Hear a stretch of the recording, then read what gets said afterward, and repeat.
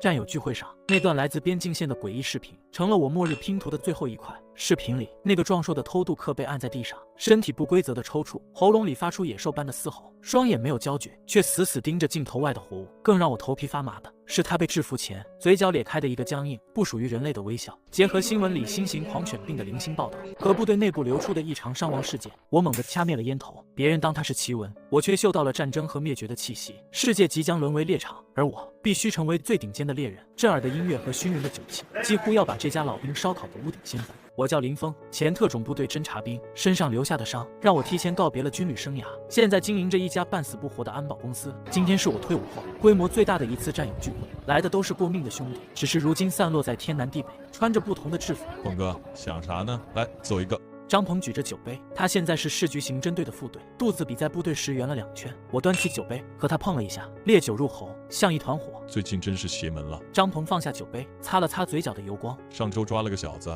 吸了什么新型毒品，劲儿太大了。他压低声音凑了过来，拿电棍怼他身上，连火星子都冒出来了。那小子愣是没反应，还把我们一个兄弟的胳膊给咬了，最后还是拿防爆喷雾才放倒。那眼神则跟野狗似的。邻桌在武警机动队的老赵也凑了过来。你们那算啥？我们前2天处理一起群体事件，有个家伙被车撞了，腿都断成那样了，还能爬起来扑人。官方通报都说是精神失常，可我干了10年武警，从没见过那种疯子。他们你一言我一语，当成酒桌上的猎奇谈资。我没说话，只是默默地抽着烟。这些零散的碎片在我脑中却不受控制地拼接起来，对疼痛反应迟钝，极端暴力，撕咬行为。官方通报语焉不详，一种不祥的预感像冰冷的毒蛇缠住了我的心脏。聚会快结束时，坐在角落里一直很沉默的周海悄悄拉了我一下，他是唯一一个还在边境一线服役的兄弟。峰哥，给你看个东西。他把我拽到后巷，昏暗的路灯下，他警惕地看了看四周，才摸出手机。这视频是加密传出来的，你看完就删。屏幕亮起，画面在剧烈晃动，背景是一片荒芜的戈壁，几个穿着迷彩服的战士正死死地将一个男人按在地上。那男人异常壮硕，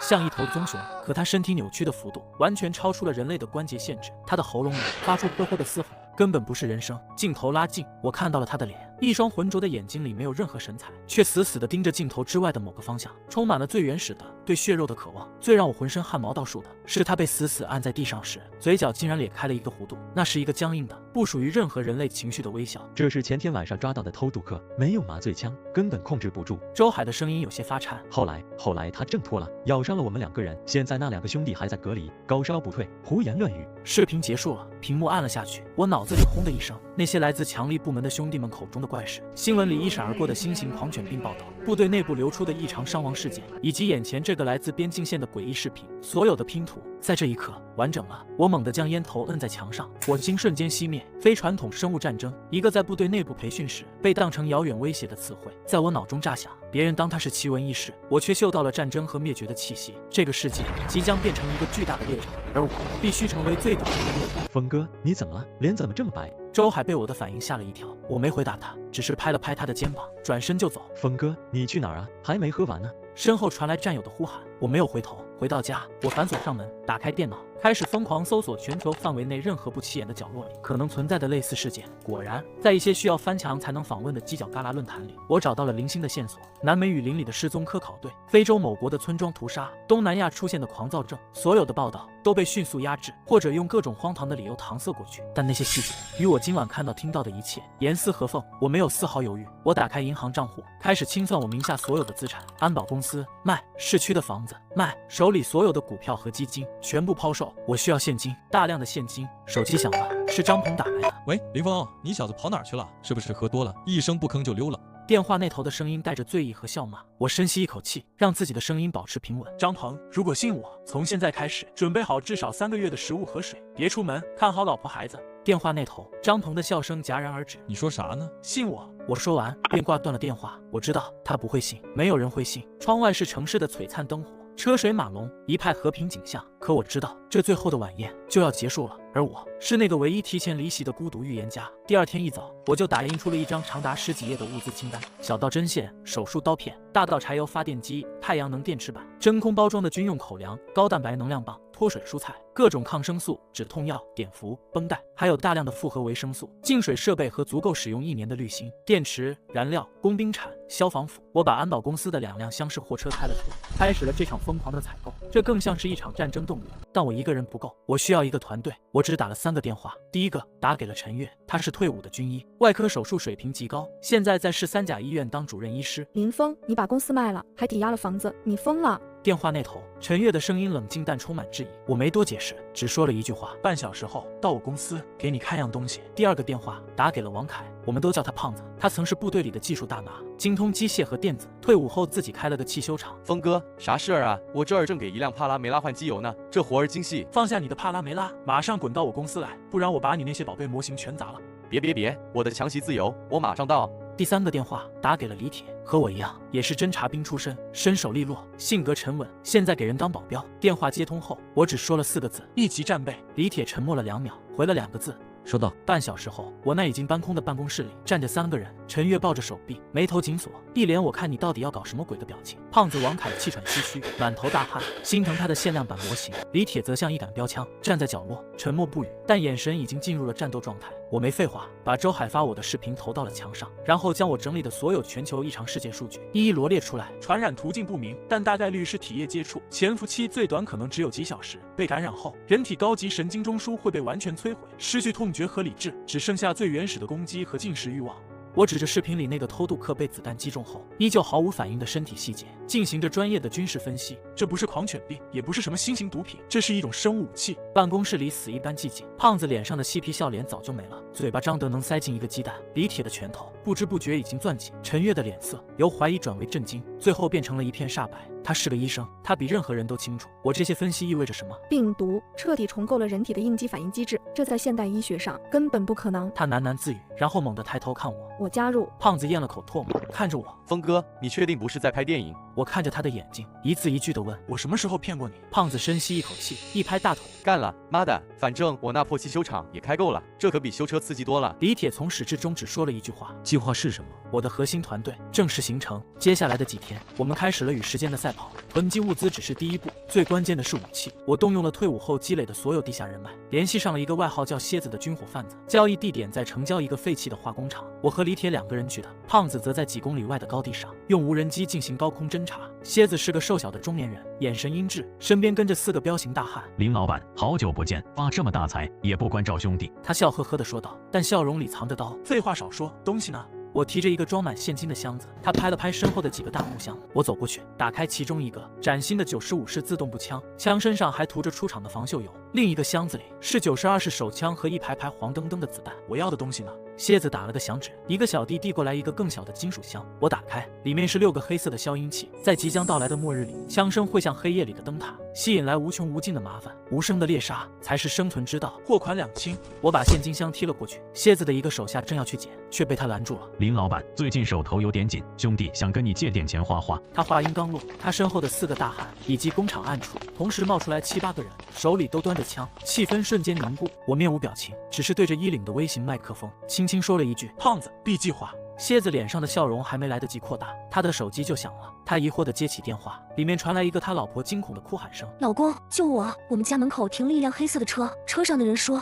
你要是不放过一个姓林的人，他们就……蝎子的脸色瞬间变得比猪肝还难看，他死死地盯着我，仿佛要用眼神把我活剥了。我平静地与他对视：我做安保公司的，查个车牌号和家庭住址不难。蝎子，我只是想买点东西，不想惹麻烦。但如果你非要找麻烦，我不介意帮你全家换个地方住，比如城外的乱葬岗。冷汗从蝎子的额头渗出，他知道我这种从死人堆里爬出来的人，说得出就做得到。几秒钟后，他颓然地挥了挥手，让他们走。我们顺利地将所有军火装上车，扬长而去。后视镜里，蝎子的身影越来越小。在末日法则面前，所谓的江湖道义一文不值，只有最充分的准备和最狠辣的手段才能活下去。我们的基地选在一个我服役时就知道的地方，那是因战略调整而被废弃的一个半山腰上的小型军事通讯基地，位置极其隐蔽，3面环山，只有一条路可以上去。最重要的是，那里有独立的深水井、大功率的柴油发电机和一圈高高的围墙，简直是为末日量身定做的堡垒。我们4个人像上了发条的机器，日夜不停地用重型卡车将山一样多的物资运往基地。城市的氛围一天比一天诡异，街上救护车呼啸的频率越来越高，药店门口开始排起长队。新闻里专专家和官方的辟谣也越来越频繁，措辞越来越严厉，这恰恰说明他们快要控制不住了。在最后一次进城采购补给时，我们亲眼目睹了那恐怖的一幕。就在我们车子前方不远处的十字路口，一个西装革履的男人突然发疯一样扑倒了一个等红灯的女孩，张嘴就朝着她的脖子咬了下去，鲜血瞬间喷涌而出，周围的人群发出惊恐的尖叫，四散奔逃。2名巡警迅速赶到，拔出了电击枪，高压电流打在那个男人身上，他只是抽搐了一下，撕咬的动作却丝毫没有停止。一名巡警朝天鸣枪示警，男人充耳不闻，砰砰砰，子弹击中了他的身体，他踉跄了一下，却依旧没有倒下，反而松开嘴里血肉模糊的女孩，转身朝警察扑了过去，直到警察将一整个带下的子弹都倾泻在他身上，他才终于不动了。整条街道陷入了死寂，随后是更大的恐慌。超市里，人们像疯了一样抢夺着货架上的任何东西。车里的胖子脸色惨白。峰哥，我猛地一打方向盘，调转车头，走回基地。我知道留给我们的时间不多了，倒计时已经开始了。在我们带着最后一车物资抵达基地后不到6个小时，城市的广播里响起了尖锐的防空警报：紧急通知，由于出现大规模恶性传染病，本市自即刻起进入无限期全城戒严状态，所有市民请待在家中，不要外出。我和李铁合力将通往基地的唯一一条山路用炸药彻底摧毁，然后用沉重的钢板焊死了基地的入口。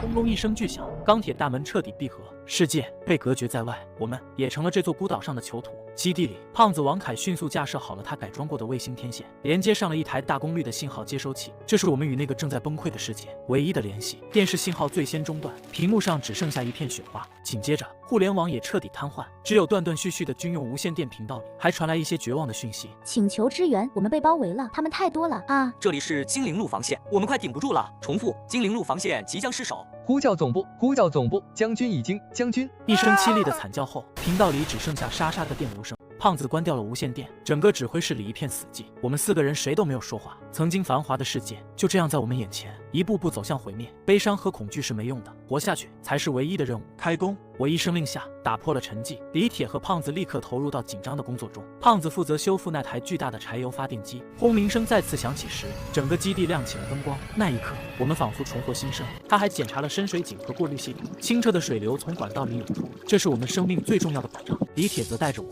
开始加固基地的防御。我们在3米高的围墙顶端又加焊了1米高的铁丝网，上面布满了锋利的倒刺。在围墙外围，我们还布置了大量鱿鱼线和空易拉罐组成的简易半锁报警器，任何东西靠近都会发出声响。我则制定了严格的作息和守卫制度。我们4个人分成2组，24小时轮班警戒，每天上午进行武器保养，下午则在基地内部一个废弃的仓库里进行射击训练。为了节省子弹和避免发出声音，我们更多的是练习使用弩箭和近身格斗。陈月则将一个房间改造成了设备齐全的手术室和实验室，它是我们这个团队最后的生命防线。绝对的纪律是我们在末日里生存下去的基石。几天后，第一批客人如期而至，他们是顺着山路找上来的，大概有10几只。他们穿着生前的衣服，有上班族，有学生，甚至还有一个穿着病号服的，行动迟缓，步履蹒跚，毫无智力可言。他们只是循着活人的气味，本能地聚集在围墙下，伸出腐烂的手，徒劳地拍打着冰冷的钢铁墙壁，喉咙里发出无意义的嘶吼。妈的，就这玩意儿把世界给搞没了！胖子站在高高的哨塔上，看着下面这群丧尸，一脸的匪夷所思。别大意，也别浪费子弹。我拿起一把改装过的复合弩，瞄准了其中一只丧尸的头部，咻！弩箭破空而出，精准地定进了一只丧尸的眼窝。他晃了晃，直挺挺地倒了下去。看见没？只有破坏头部中枢，才能让他们彻底停下来。我指导着他们，利用围墙的高度优势，用弩箭和我们自制的长矛进行着一场无声的猎杀。这是对我们团队心理素质的第一次考验。亲手杀死这些曾经是人类的怪物并不容易，尤其是陈月，他握着弩的手一直在抖。但当一只丧尸差点爬上围墙的缺口时，他还是闭着眼扣动了扳机。我们花了半个小时将这10几只丧尸全部清理干净，尸体就堆在围墙下，散发出阵阵恶臭。我们没有去处理这些尸体，会成为对后来者最好的警告。当天晚上，陈月穿上厚厚的防护服，在李铁的帮助下拖了一具尚算完整的丧尸尸体，回到了他的实验室。几个小时后，他脸色苍白地走了出来，摘下了护目镜。我解剖了他，他的声音有些干涩，结论很绝望，这是一种前所未见的病毒，它不像是自然演化的产物，更像是被设计出来的。它会以一种我们无法理解的方式，彻底摧毁大脑皮层，也就是我们思考、感知、拥有情感的区域。但它会完整保留并极度强化我们的小脑和脑干，也就是控制我们最原始本能和生理活动的部分。陈月深吸一口气，眼中流露出一丝恐惧。他们的肌肉组织在病毒的作用下产生了某种变异，拥有极强的物理活活性，除非彻底破坏头部中枢神经，否则就算身体被打烂，它们也不会停止活动。简单来说，它们就是一群只知道捕食的行走的尸体。这个结论让我们所有人都感到一阵寒意。基地外围的丧尸被清理干净后，世界陷入了一片诡异的死寂，没有了城市的喧嚣，没有了人类的活动，天地间只剩下风声和偶尔从很远的地方传来的模糊不清的嘶吼。我们在这座钢铁堡垒里度过了一段绝对安全却又无比压抑的时光，食物充足，水源干净，电力稳定，我们仿佛是这场末日浩劫中唯一的幸存者。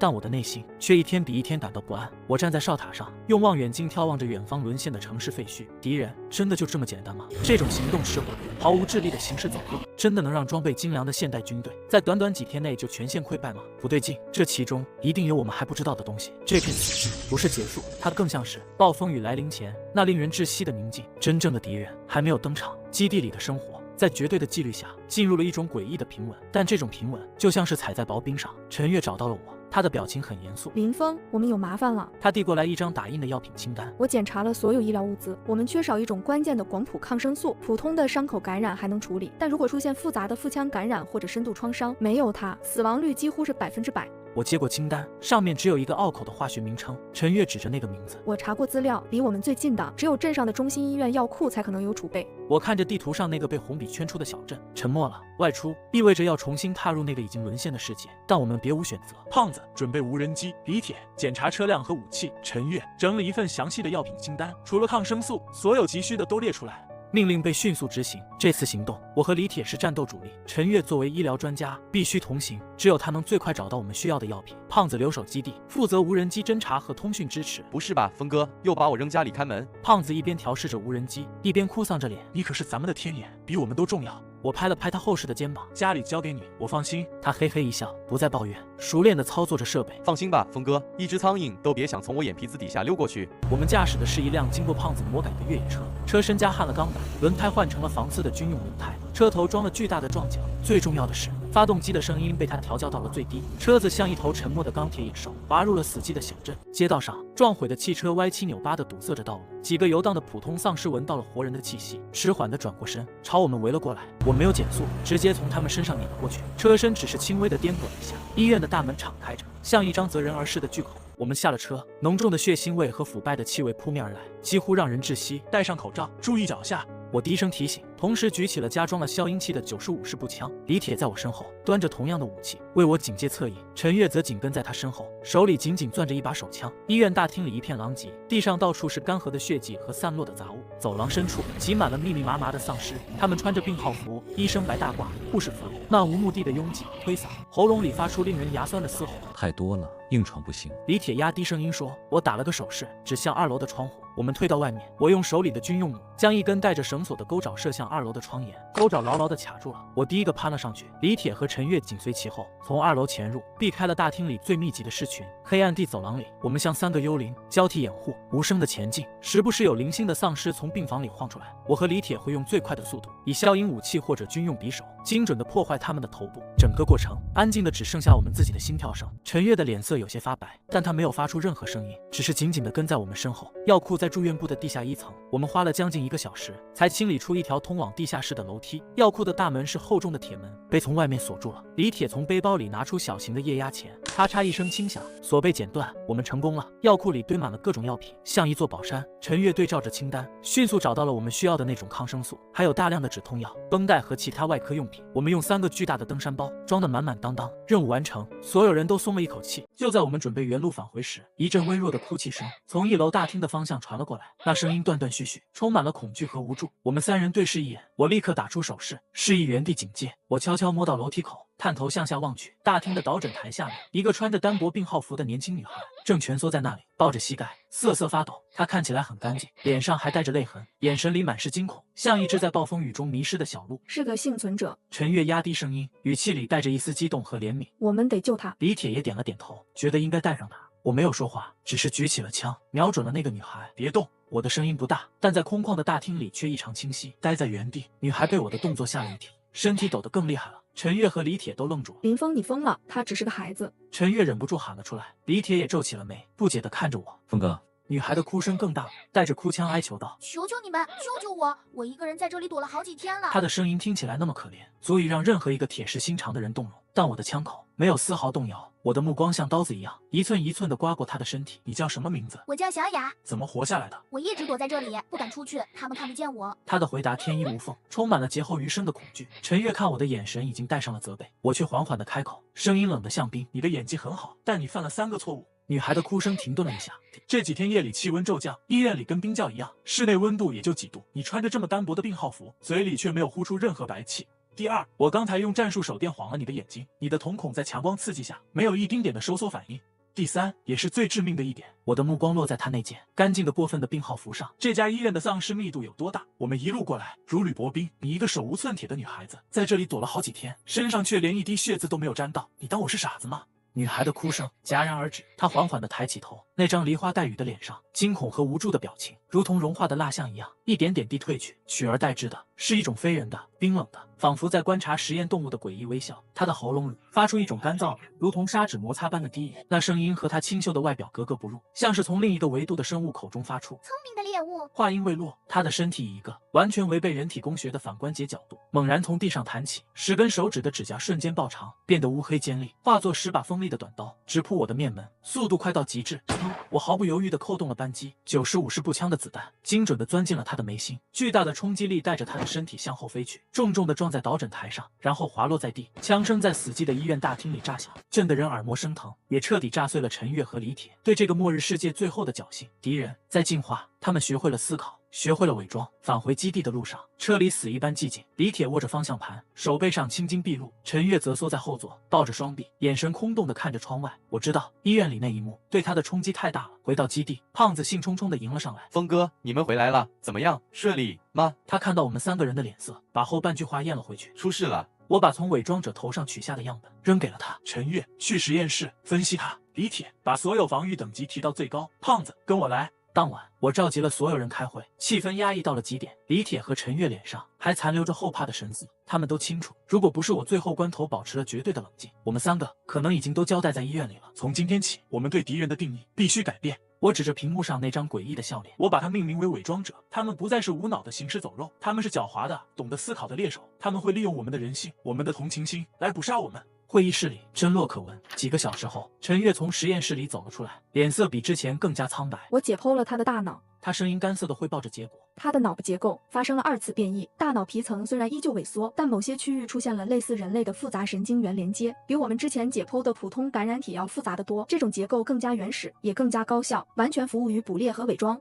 他的大脑就是一台为杀戮而生的超级计算机。这个结论让每个人都感到一阵寒意。胖子，我转向王凯。峰哥，你说，基地现有的所有防御逻辑全部推翻重做，我需要一套新的识别程序，通过热成像、步态分析、微表情识别，建立一个远程甄别系统。我要你在500米外就能把人和伪装者给我区分开。胖子一听这个，眼睛都亮了。峰哥，你这是要我搞天网系统啊？他搓着手，一脸兴奋。没问题，给我3天时间。虽然他说的轻松，但我知道这背后是巨大的信任危机。我们团队内部牢不可破，但从今往后，我们对外界的一切都必须抱以最大的猜疑。任何一个看起来再正常不过的幸存者，都可能是一个致命的陷阱。人类将不再是我们拯救的对象，而是需要甄别的潜在的敌人。第2天，胖子在调试他那些宝贝疙瘩的时候，突然大呼小叫的把我喊了过去。峰哥，快来看，有重大发现！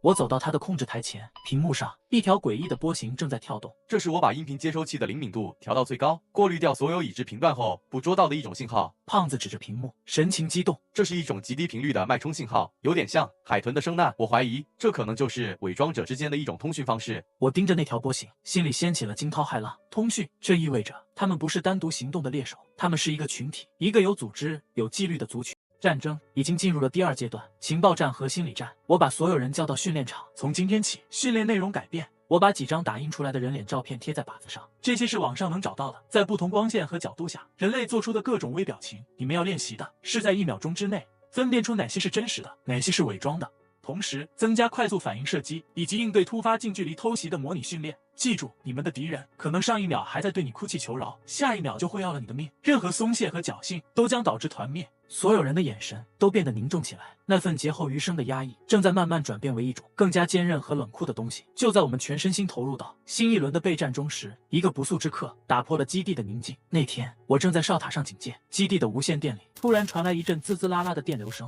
胖子迅速进行调试，很快一个微弱的带着杂音的男声传了出来：呼叫，这里是蓝山幸存者营地，有没有人能听到？我们快撑不住了，食物耗尽，多人受伤，请求援助。信号断断续续，但信息很明确，一个幸存者营地在求救。指挥室里所有人都看向我，不能去。李铁第一个开口，态度坚决，这100%是现。医院里的那一幕给他留下了太深的阴影，陈月却有些犹豫。可万一是真的呢？他们提到了多人受伤，我是医生，我不能。胖子挠了挠头，峰哥，要不我先用技术手段甄别一下。我没有立刻做出决定，我走到地图前，找到了对方所说的蓝山，那是一处废弃的度假村，离我们大概有30公里。不和他们直接接触，我做出了决定。胖子，派出你的眼睛，对那个营地进行24小时不间断侦查。一架经过改装的静音无人机如同鬼魅般升空，朝着蓝山度假村的方向飞去。接下来的24小时，我们轮流盯着无人机传回的实时画面。画面显示，那个营地里大概有20-30人，大部分都面黄肌瘦，神情萎靡，看起来确实是弹尽粮绝的幸存者。他们居住在度假村的几栋小木屋里，周围用废弃的汽车和杂物堆起了简陋的防御工事，一切看起来都合情合理，但我的直觉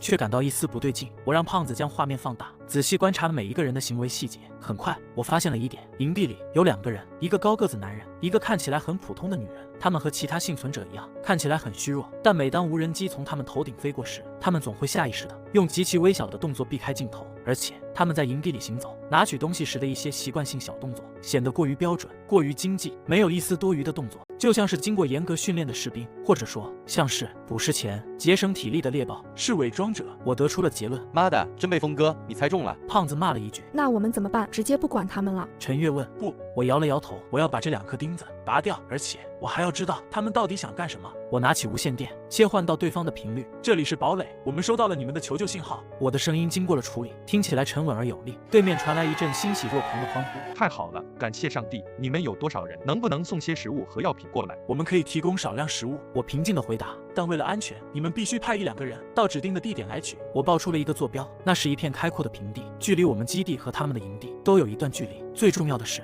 那里的四周早已被胖子布满了各种隐蔽的摄像头、热成像仪和高敏度拾音器，那就是我为他们准备的舞台。对方犹豫了一下，但最终还是答应了。第2天中午，2个人出现在了我们的监控画面里，正是被我标记出来的那一高一瘦。他们身边还跟着一个看起来只有10几岁的少年，面黄肌瘦，眼神里充满了对食物的渴望。看来伪装者也需要一个真正的幸存者来打掩护。他们到达了指定地点，那里放着我们提前准备好的一个物资箱。高个子男人打开箱子，看到了里面的压缩饼干和罐头，脸上露出了惊喜的表情。他通过无线电向我表达感谢，同时看似无意的开始套话：兄弟，真是太感谢你们了！看你们能拿出这么多食物，基地实力一定很强吧？有多少人啊？我的耳机里传来了胖子冷静的声音：峰哥，这孙子心跳瞬间飙升到120，声纹匹配度低于60%，他在撒谎，并且处于极度兴奋状态。我没有回答对方，只是对着衣领的麦克风轻轻说了一句：李铁，动手。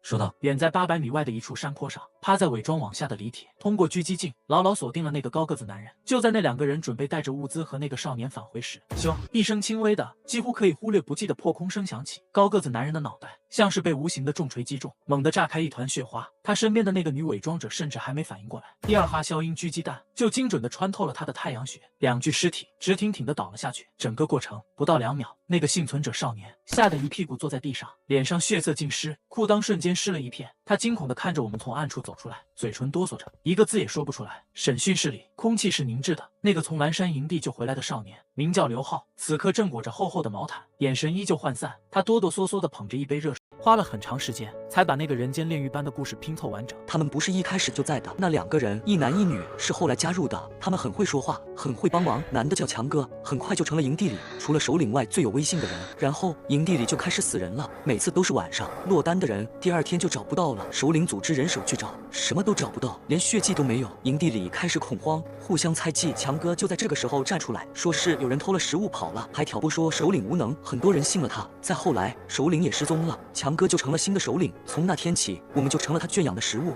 刘浩说到这里，再也忍不住，把头埋进膝盖，发出了压抑的呜咽。指挥室里，所有人都沉默着，李铁的手紧紧握着，指关节因为用力而微微发白。胖子王凯的脸上第一次没有了任何嬉皮笑脸的表情，只剩下浓浓的恶心和愤怒。他们在学习。陈月的声音打破了寂静，他的脸色苍白如纸。他们在模仿人类的社会结构，利用我们的猜疑、恐惧和权力欲，从内部瓦解我们。这已经不是单纯的捕食了，这是战争。我看着屏幕上那2个伪装者被击毙前的画面，心里一阵发冷。我们面对的是一群拥有高度智慧且毫无人类道德束缚的怪物，他们正在以一种我们无法理解的速度进化。峰哥，我们柴油不多了。胖子的声音将我从思绪中拉回现实，他指着控制台上的一个红色警报灯。冬季日照太短，太阳能板的效率不到平时的30%，全靠柴油机顶着，按现在的消耗速度，最多还能撑10天。生存的压力再一次赤裸裸地摆在了我们面前。我走到地图前，目光落在了市郊的一座大型化工厂上。这里有我们需要的东西。那里是本市最大的石化基地之一，有巨大的柴油储备罐，但那里也必然是重度感染区。这次任务和以往都不同。我转身看着我的队员们，我们的敌人可能藏在任何一个角落，用任何一张无辜的脸孔对着我们。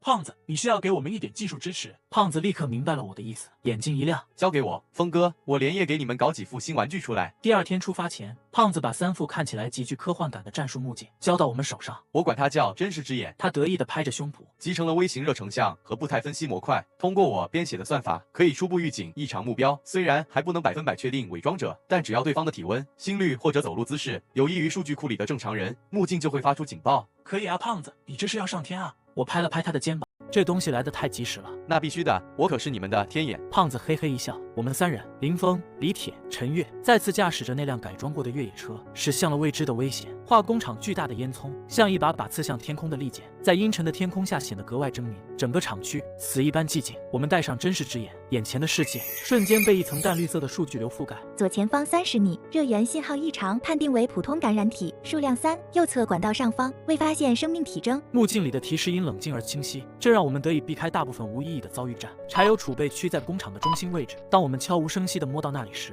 眼前的景象让我们的心沉到了谷底。储备罐的阀门大开着，黑色的柴油流了一地，空气中弥漫着刺鼻的气味。而在储备罐周围聚集着上百只丧尸，它们没有像往常一样无意识地游荡，而是像一支训练有素的军队，安静地分布在各个关键位置。是陷阱。李铁的声音从喉咙里挤出来，他们在等我们。几乎就在他话音落下的瞬间，我们后方的退路上，几十只丧尸从厂房的阴影里涌了出来，彻底堵死了我们的去路。与此同时，一个穿着工厂技工服的男人从丧尸群后方缓缓走出，他脸上带着那种我们无比熟悉的非人的微笑。伪装者，我低声说道。更让我头皮发麻的是，他抬起手，做了一个简单的战术手势，包围我们的尸群开始缓缓收缩。他们不再是无脑的冲锋，而是在进行有组织的包抄。妈的，这些怪物还懂兵法了！陈月忍不住骂了一句，举枪的手却稳如磐石。胖子，听到吗？我们被包围了，准备 B 计划。我在通讯频道里冷静地下令。收到，峰哥，撑住，打！我一声令下，3支加装了消音器的步枪同时开火。我们没有选择硬碰硬，而是利用化工厂复杂的管道和高低错落的平台，开始了游击战。我、李铁、陈月，我们3人的配合早已烂熟于心，交替掩护，精准点射，不断的变换位置。但那支伪装者指挥官异常狡猾，他不断驱使着普通丧尸，试图消耗我们的弹药，压缩我们的活动空间。战斗中，我们被逼上了一座2层高的反应塔平台。就在这时，我注意到一个细节：平台一侧，一个被腐蚀的管道正在泄露着某种黄绿色的气体。那只在下方指挥的伪装者在靠近那片区域时，明显的停顿了一下，甚至还后退了2步，动作中带着一种极度的厌恶。一个念头在我脑中闪电般划过。李铁，打那个阀门！我朝着平台下方一个连接着泄漏管道的总阀门怒吼。李铁没有丝毫犹豫，调转枪口，一个精准的3连射，砰砰砰，子弹击碎了早已锈蚀的阀门。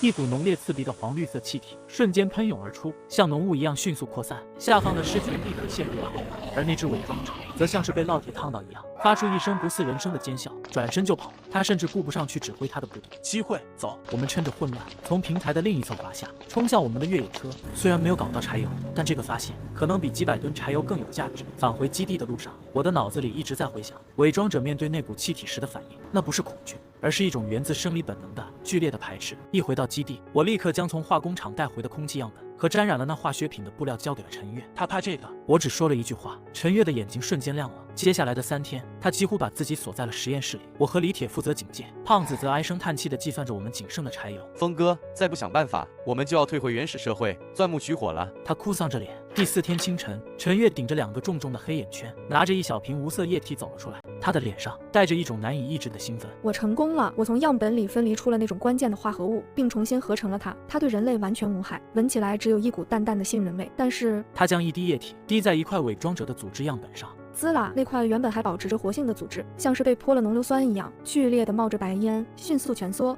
碳化。我把它命名为甄别剂。我们所有人都围了过来，看着这神奇的一幕，呼吸都停滞了。这是我们第一次拥有了可以主动克制伪装者的武器。胖子，我看向王凯，我要你把这东西做成我们堡垒的杀毒软件。小意思。胖子一把抢过那瓶甄别剂，像是得到了最心爱的玩具。远程触发喷雾陷阱，压力感应地雷，红外联动喷头。峰哥，不出3天，我让咱们基地外围变成伪装者的绝对禁区。有了甄别剂，我们基地的防御体系从被动挨打一跃成为了主动防御，这给了我们巨大的安全感。但新的问题又来了，食物。我们储备的军用口粮虽然还能支撑很久，但坐吃山空终究不是办法。我们不能再把希望完全寄托在外出搜集上。在一次会议上，我提出了我的想法，我们必须实现自给自足。农业计划。陈月立刻明白了。没错，我指着基地那一块被废弃的训练场，那里有足够大的空地，我们有独立的水源，有发电机可以提供光照。陈月，你是生物医学专家，这方面你是权威。没问题。陈月点了点头，眼神里充满了干劲。我们可以利用水培和无土栽培技术，优先种植土豆、红薯这类高产、高能量的作物。说干就干。接下来的日子，我们仿佛从战士变成了农民。我们清理空地，搭建温室大棚，在胖子的技术支持下，铺设了复杂的水循环和光照系统。当第一颗土豆种子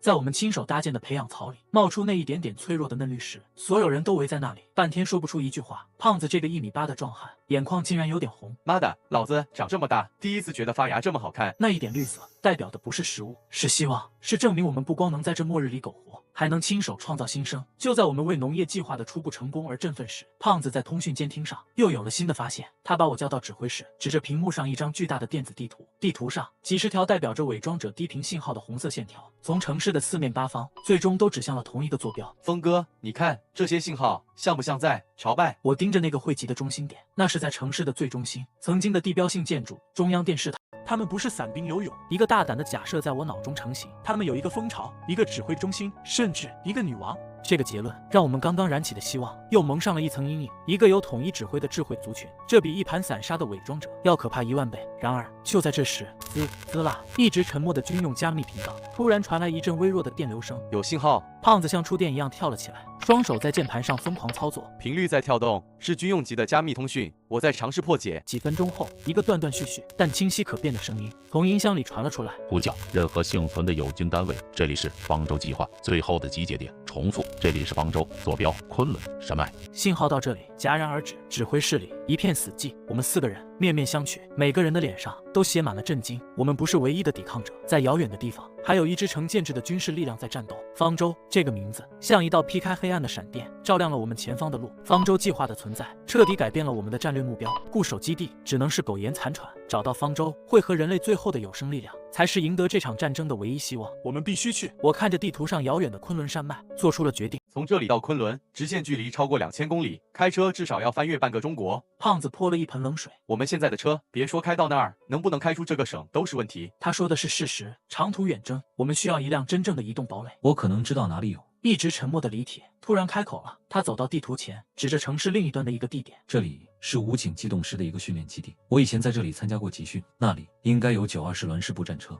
防爆装甲车，我的眼睛亮了，那东西简直就是为末日远征量身定做的。但那里是重灾区。李铁的表情很严肃。一个满编的机动师，你知道那意味着什么？我当然知道，那意味着基地里不仅有海量的普通丧尸，更可能有大量由身经百战的军警人员变异而成的精英级伪装者。这次行动的难度将是前所未有的，但我们别无选择。行动定在2天后，这一次我们4人全体出动。胖子负责远程技术支援和破解门禁系统，陈月携带了大量的甄别剂成品和急救设备，我和李铁则是这次行动的矛头。潜入的过程是团队协作的极致体现。胖子通过无线网络悄无声息地瘫痪了基地的外围监控和电子门。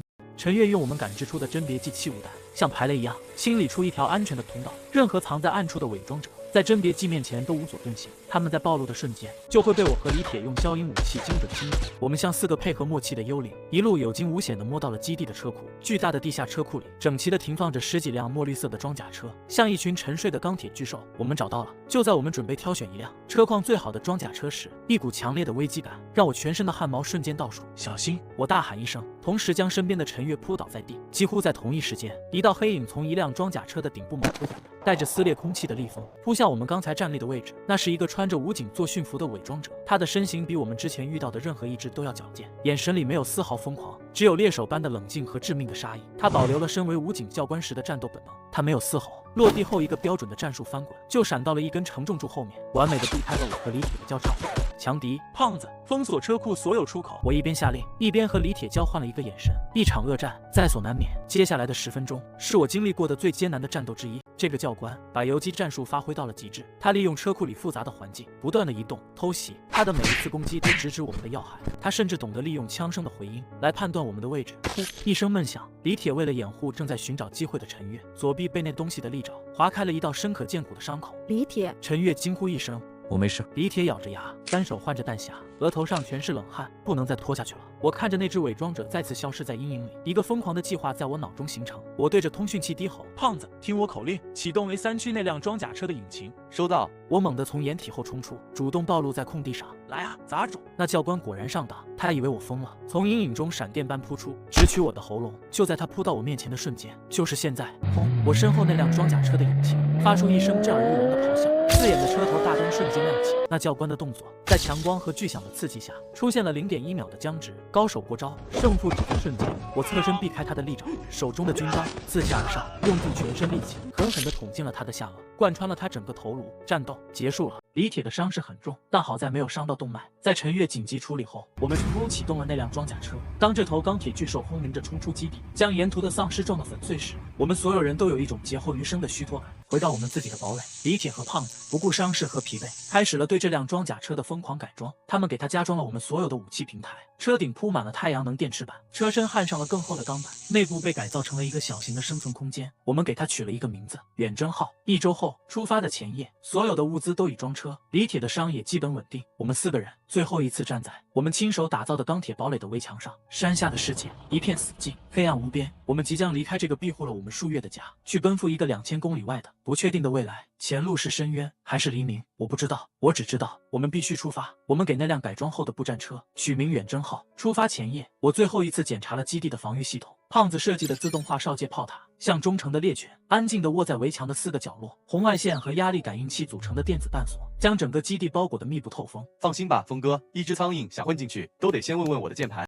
胖子拍着胸脯，脸上写满了对他自己作品的得意。我点了点头，转身看着远征号那狰狞的钢铁轮廓。我们所有的家当，所有的希望，都在这辆车里了。走吧，我说。钢铁大门在我们身后缓缓破开，隔绝了我们唯一的家。远征号的引擎发出低沉的咆哮，履带碾过荒芜的山路，朝着未知的西方踏上了漫漫征途。一路向西，世界是一片巨大的灰色墓碑。我们途径的第一个县城，路口竖着一块歪歪扭扭的木牌，上面用红漆写着“白马幸存者营地，活人止步”。木牌下是10几具早已腐烂的尸体，没有打斗的痕迹，他们像是被某种无形的东西吸干了生命力。我们继续前进，在一个被摧毁的服务区，我们发现了另一个据点的残骸，废弃的汽车堆成了路障，但已经被暴力破开，墙上到处是弹孔和爪痕。陈月在一间还算完整的屋子里找到了一本小学生的日记。妈妈说，外面有很多坏人，但我们有高高的墙，还有勇敢的叔叔阿姨。今天营地里来了2个新叔叔，他们好厉害，帮我们修好了发电机。王小虎不见了，大家都说他可能跑出去玩了，可是他的妈妈哭得好伤心。新来的那个高个子叔叔说，是首领把王小虎藏起来了，因为我们食物不多了。叔叔阿姨们开始吵架了，我好害怕。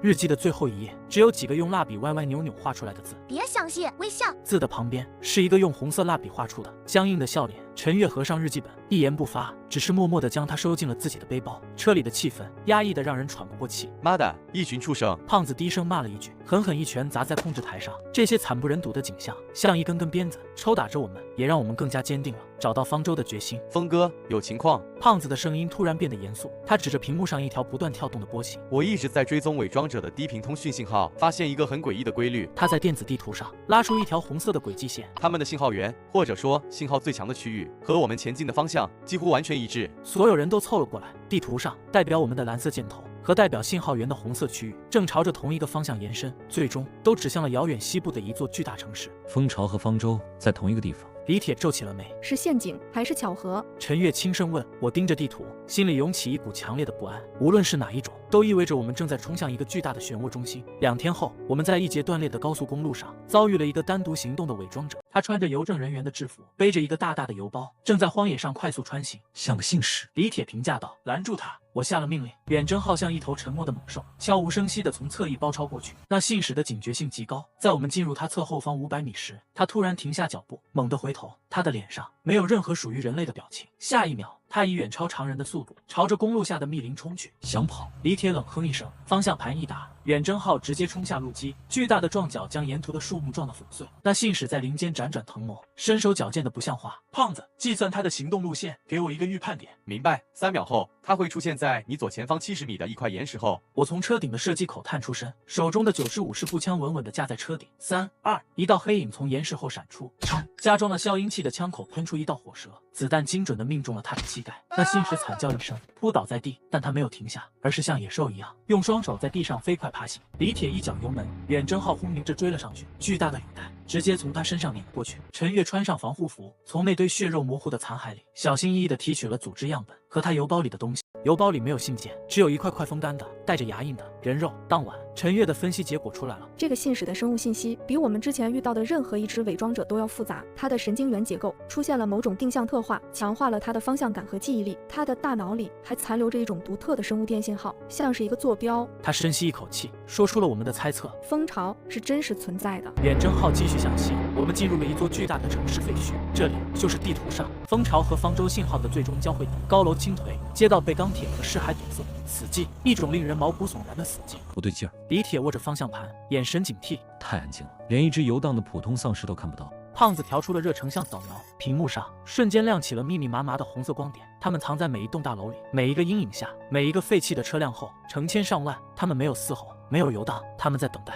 像一张已经张开的巨网，而我们就是那只一头撞进来的飞蛾。我们被包围了。陈月的声音有些干涩。就在这时，一直沉默的军用加密频道突然传来一阵滋滋的电流声，胖子像被电击了一样，双手在键盘上化作一串残影。是方舟的信号。几秒钟后，一个冷静沉稳的男声从音箱里清晰地传了出来：这里是方舟，呼叫进入蛛网区域的位置友军单位，立刻停止前进。重复，立刻停止前进。你们正在被引诱，蜂巢的女王想要活捉你们，你们是她见过的最精锐的猎物，她要把你们变成她最强的卫士，立刻撤退。这不是警告，是命令。女王活捉。车里的空气仿佛凝固了，我拿起通讯器切换到对方的频率。这里是远征小队队长林峰，我拒绝撤退。对面沉默了足足10几秒。林峰队长，你清楚你在说什么吗？你们面对的是一个前所未有的智慧型感染集群，你们4个人1辆车，这是自杀。正因为如此，我们才不能退。我看着窗外那些潜伏在阴影中的红点，声音异常平静。他想要我，我就给他。这是一个千载难逢的机会，一个能把刀直接插进他心脏的机会。我需要你们的配合。你想怎么做？将计就计。我缓缓说出4个字：我做诱饵，把他和他的主力部队引到我指定的位置。你们在外围给我准备一场最盛大的烟火。疯子。对方的指挥官最终只吐出了这2个字：坐标发给我。林队长，祝你好运。我挂断通讯，看向我的队员。李铁的拳头握得死死的，陈月的嘴唇抿成一条线，胖子则搓着手，脸上是一种混杂着紧张和兴奋的表情。峰哥，玩这么大，怕了吗？怕。我王凯这辈子就不知道什么叫怕。他一拍大腿，看他娘的！我选定的伏击圈是市中心一个巨大的立体停车场，13层高，结构复杂，易守难攻，是打游击的绝佳场所。远征号引擎轰鸣，我关掉了所有的消音装置，大摇大摆地朝着停车场开了过去，像是在黑夜里点燃了一支火炬。整座城市瞬间活了过来，无数的嘶吼声从4面8方响起，成千上万的感染体从阴影中涌出，汇成一股黑色的洪流，朝着我们席卷而来。他们来了！胖子的声音在频道里响起。远征号一头撞进停车场的入口门槛，冲了进去。李铁猛打方向盘，车身一个漂亮的漂移，甩尾横在了入口处，暂时堵住了大门。几乎在同一时间，停车场的总电闸被从外部切断，所有的卷帘门轰然落下，我们被关进了这个钢铁牢笼。他上钩了！我看着监控画面上那个从容地走到停车场外的身影，低声说道：“那是一个看起来温文尔雅的中年男人，戴着金丝眼镜，穿着一身学者的白大褂，一尘不染。他就是女王，或者说首领。”他没有嘶吼，只是抬起手，优雅地做了一个手势，狮群立刻停止了对大门的冲击。他们像训练有素的士兵，开始从停车场的各个通风口、窗户向上攀爬。他要将我们困死在这里。干活了！我大吼一声，李铁驾驶着远征号开始在停车场内部横冲直撞，利用巨大的车身清理着一层又一层的普通感染体。我和陈月则分别占据了5楼和7楼的有利位置，手中的狙击枪不断发出低沉的怒吼。我们的目标不是那些杂兵，而是混在市群中那些行动更敏捷、更具威胁的精英感染体。胖子的声音是我们的第3只眼。峰哥，9点钟方向第3根柱子后面有个孙子想偷你屁股。我头也不回，反手一枪，柱子后面一个刚刚探出头的伪装者，脑袋炸成一团血雾。月姐，你楼下那辆红色跑车里藏着一个。陈月冷静地调转枪口，子弹穿透车窗，精准地击毙了目标。战斗进入了白热化，远征号的装甲上布满了爪痕和凹陷，我们的弹药在飞速消耗，而狮群依旧源源不绝。那个首领就站在外面，像一个欣赏着自己作品的艺术家，冷静地指挥着一切。胖子，时间还有3分钟，就是现在。我深吸一口气，对着通讯器下达了最后的指令。李铁，把车开到顶楼，准备撞出去。陈月，掩护我。胖子，给我找出他的精确位置。说完，我从7楼的平台上一跃而下，抓住了6楼的护栏，一个翻身，稳稳落地。我开始向下突进，首领显然没料到我的举动，他的指挥出现了一瞬间的凝滞。也就在这时，城市的外围传来一阵惊天动地的爆炸声，那是方舟的信号。一朵小型的蘑菇云在远方升起，火光几乎照亮了半个夜空，外围的狮群瞬间陷入了混乱。首领的部署都找到了！胖子兴奋地大吼。他就在你正下方1楼的中央控制室里。我不再犹豫，用绳索从3楼直接滑降到1楼大厅。我将指挥权交给了李铁，带他们冲出去。峰哥，这是命令。我挂断通讯，一脚踹开了中央控制室的大门。那个穿着白大褂的首领正安静地坐在控制台前，看着屏幕上混乱的战场。他缓缓转过头，看着我，脸上露出一个温和的微笑。林峰队长，我们终于见面了。他的声音充满了磁性，像一个午后的学者。我观察你很久了，从你离开那个堡垒开始，你的果断，你的冷静，你的团队真是完美的艺术品。可惜你们人类总是执着于这种无谓的抵抗。他站起身，张开双臂，看看这个世界，他病了，而我们就是治愈他的良医。我们在清除病毒，而你们就是最后的病毒。加入我们，林峰，你可以拥有永恒的生命，至高的权利。我们可以一起创造一个全新的、完美的、绝对理性的世界。他的声音带着一种奇异的蛊惑力，仿佛能穿透人的心灵。我举起了枪，对准了他的头。在我看来，你只是一个需要被清除的、会说人话的肿瘤。他的笑容消失了，顽固不化。话音未落，他的身影瞬间从原地消失。我下意识地向后仰倒，一道凌厉的劲风擦着我的鼻尖划过，身后的墙壁上出现了5道深可见骨的爪痕。好快，他没有给我任何喘息的机会，攻击如同狂风暴雨。我只能凭借着千锤百炼的战斗本能，狼狈地躲闪。枪在这种近身搏斗中已经成了累赘。我扔掉步枪，拔出了腰间的军刀。叮，军刀和他的利爪碰撞，溅起一串火星。巨大的力量震得我虎口发麻。你的身体太脆弱了。他低语，攻势越来越快，我的体力在飞速消耗，身上不断出现新的伤口。这样下去，我必死无疑。我迈了一个破绽，故意让他的利爪划穿我的左臂。剧痛传来，我借着这股冲击力，身体向后倒去，同时右手的军刀以一个诡异的角度自下而上捅向他的腹部。他显然没料到我会在重伤之下还能做出如此狠辣的反击。他想后退，但已经晚了。噗嗤，军刀深深地没入了他的身体，但他没有流血，伤口里翻涌出无数蠕动的细小的触须。他低头看了看腹部的刀，脸上露出一个残忍的笑容。没用的。他一把握住我的手腕，巨大的力量几乎要将我的骨头捏碎。你的攻击对我毫无意义，是吗？我看着他的眼睛，同样咧开嘴笑了。我的牙缝里渗出了鲜血。你听说过甄别剂吗？首领脸上的表情第一次变了。我猛地按下刀柄上的一个隐藏按钮，一道微弱的电流通过刀身引爆了藏在刀柄里的一小管高浓度的甄别剂原液。一声不似人声的凄厉惨叫从他喉咙里爆发出来。高浓度的甄别剂像最恐怖的浓硫酸，从他的伤口处疯狂地侵蚀着他的身体。他的身体剧烈的抽搐，冒出滚滚白烟，迅速碳化绷紧。他那张温文尔雅的脸在融化中死死地盯着我，充满了不甘和怨毒。战斗结束了，我瘫倒在地，左臂的伤口深可见骨，全身的力气都被抽干了。风潮网络随着首领的死亡瞬间崩溃，整个城市的感染体都陷入了彻底混乱。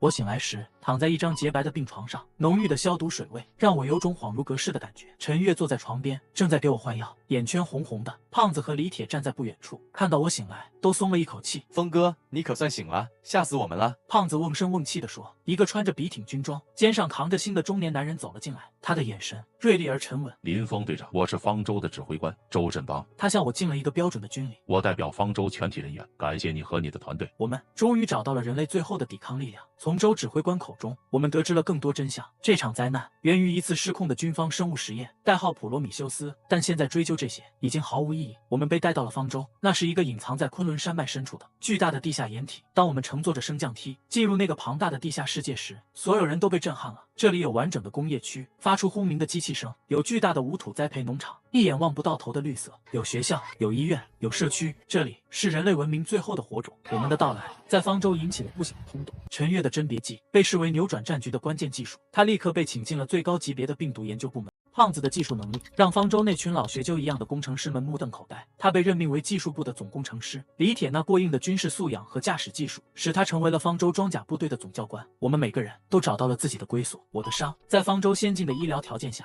很快就痊愈了。周指挥官想让我在后方担任参谋，安逸的度过余生，我拒绝了。我选择成为方舟对外行动队的总指挥官。我要负责训练更多的士兵，清理蜂巢的残余，去寻找、去拯救更多像我们一样的幸存者。出发的前一天晚上，我们4个人在方舟的酒吧里要了最烈的酒。峰哥，以后我给你造的无人机能从昆仑山直接飞到东海。胖子喝得满脸通红。你的装甲车，我也会给你换上最新的。李铁话不多，但眼神说明了一切。注意安全，你的命现在不只是你自己的。陈月给我整理了一下衣领，他的手很稳，我们的情谊从未改变。第二天清晨，我站在方舟巨大的河景闸门前，穿戴整齐，身后是一支全新的、装备精良的队伍。他们年轻、坚定，眼里有光。周指挥官站在我身边，拍了拍我的肩膀。首领的死亡并不代表结束，我们的卫星发现，病毒还在以一种我们无法理解的方式继续进化。我们只是赢得了一次战役，而不是整场战争。我点了点头，我知道。巨大的闸门在一阵轰鸣声中缓缓开启，外面依旧是那个灰败死寂的世界。